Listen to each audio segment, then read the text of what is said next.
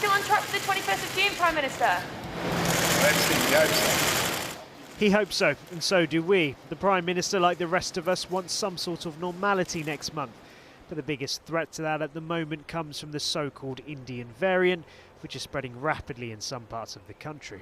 But why then are senior figures in government still optimistic that they'll reach their target of lifting the majority of restrictions by June 21st? Well, we're getting new data through all the time, and one of the things which is, I think, encouraging is that the existing vaccines that we have are dealing with things like the specific Indian variant that causes problem. But they only work if people take the vaccines. So the most important thing now is for everyone who's offered a vaccine to get the vaccine.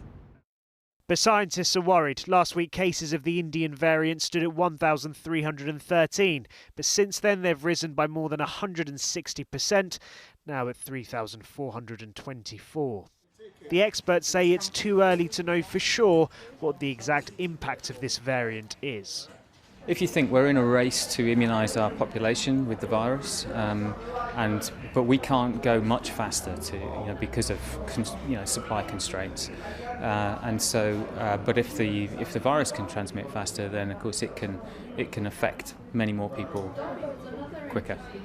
Today it emerged that a software failure in the test and trace system meant that 8 local authorities in England did not have access to all the data they needed, including here in Blackburn and Darwin, where there has been a surge of cases of the Indian variant.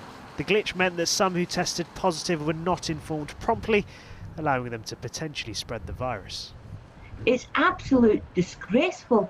If people are not contacted to say that they've got a positive test, and they're sort of spreading the virus around, unknowingly spreading the virus around, then that's the government's fault.